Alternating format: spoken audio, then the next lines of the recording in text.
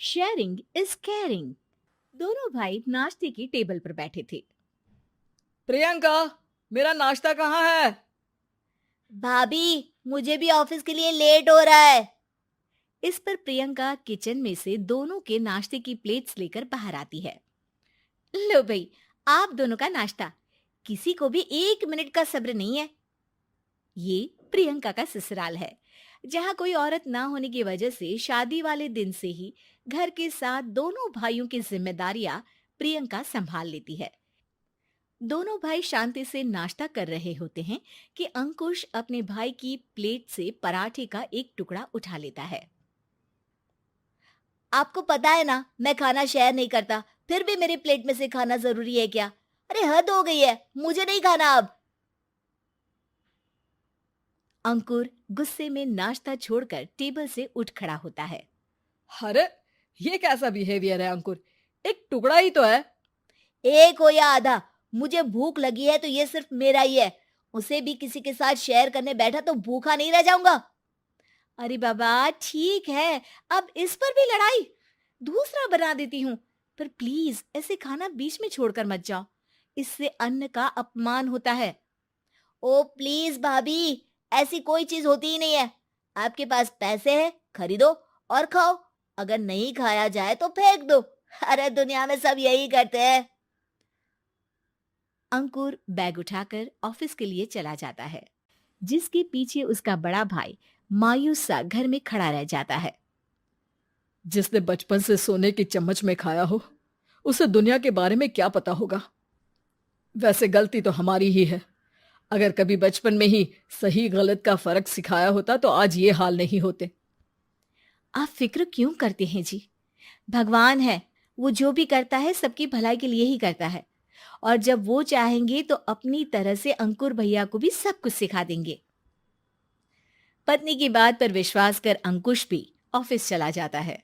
सुबह से दोपहर होती है और अंकुर लंच करने ऑफिस के पास वाले रेस्टोरेंट में पहुंचता है, जहां वो एक साथ बहुत सारा खाना ऑर्डर कर देता है।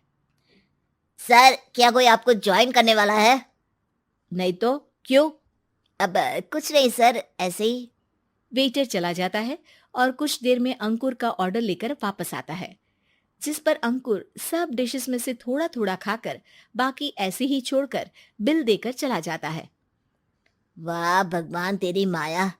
कहीं कोई एक एक टुकड़े के लिए तरसता रहता है और ये 5 लोगों का खाना ऑर्डर करके एक का भी पूरा नहीं खाते। पैसे वालों की माया। वेटर टेबल साफ कर बचा हुआ सारा खाना लेकर रेस्टोरेंट के पीछे घूम रहे बच्चों के पास पहुंच जाता है, जिसे देख बच्चों के चेहरे खिल उठते हैं। वाह, आज इतना सारा खाना आया। थैंक यू भैया। भगवान आपको खाने की फैक्ट्री बना दे। अगर ये फैक्ट्री मेरी होती तो तुम लोगों को कभी किसी का झूठा बचा हुआ खाना नहीं खाना पड़ता। चलो तुम लोग खाओ, पर ध्यान रखो किसी को पता ना चले, नहीं तो मेरी नौकरी चली जाएगी। इसी के साथ दिन बीतता है और रात को दोनों भाई एक साथ घर पहुंचते हैं। कुछ देर में सब डिनर करने बैठते हैं, जहां अंकुश अंकुर को समझाने की कोशिश करता है। अंकुर, अगर हमें लाइफ में सब कुछ मिला है, इसका ये मतलब नहीं कि तुम उसका गलत फायदा उठाओ, बल्कि तुम्हें उसकी मदद से दूसरों को भी मदद करनी चाहिए। भैया, जिनके पास नहीं है उनकी वजह मैं तो नहीं ना। और ऐसे बहुत लोग हैं जिनके पास सब कुछ है। इसलिए अगर मैं एक इंसान कुछ नहीं करूंगा तो कोई फर्क नहीं पड़ने वाला। तुम्हारे भैया बस एक चीज समझाना चाहते हैं कि जिस चीज की हमारे पास कमी नहीं है, उसे बर्बाद करने से अच्छा है कि लोगों के साथ शेयर करें। इससे हम सिर्फ सामान नहीं, खुशियां भी बांटते हैं, और इसमें तुम्हारा ज्यादा कुछ तो जाएगा नहीं। भैया भाभी की बात सुन अंकुर कुछ बोले बिना उठकर चला जाता है। इसी तरह दिन बीतते रहते हैं, जिसमें अंकुश और प्रियंका कोशिश तो बहुत करते हैं, पर अंकुर पर किसी भी चीज का कोई असर नहीं पड़ता। एक दोपहर अंकुर सैंडविच खाते हुए सड़क के किनारे चल रहा होता है। तभी उसकी नजर आइसक्रीम वाले पर पड़ती है और वो सैंडविच सड़क किनारे फेंक आइसक्रीम खरीदने पहुंच जाता है। अब इसे कहते हैं जिंदगी का सुख। जैसे ही अंकुर आइसक्रीम लेकर पीछे मुड़ता है, तो एक आदमी को सड़क से वही सैंडविच उठाते हुए देखता है। वो आदमी बहुत कमजोर, गरीब, जैसे बहुत दिनों से खाना ना खाया हो वैसा लग रहा था। अंकुर उसके पास जाकर खड़ा हो जाता है।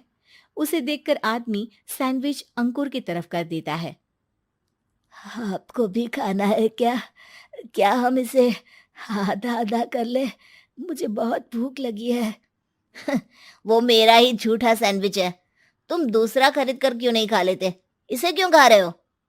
अरे भैया, अगर खरीदने के पैसे होते तो 4 दिन से भूखा नहीं घूम रहा होता। हैं? क्या? तुमने 4 दिन से कुछ नहीं खाया, फिर भी इस आधे सैंडविच को मेरे साथ बांटने के लिए तैयार हो गए? क्यों?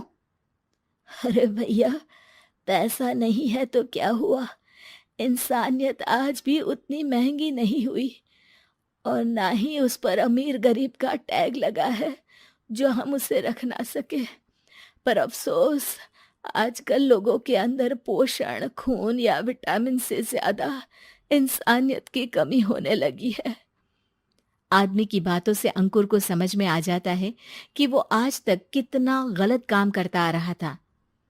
इसके बाद से वो अपनी किसी के साथ शेयर नहीं करने और खाने को बर्बाद करने वाली आदत को छोड़ देता है।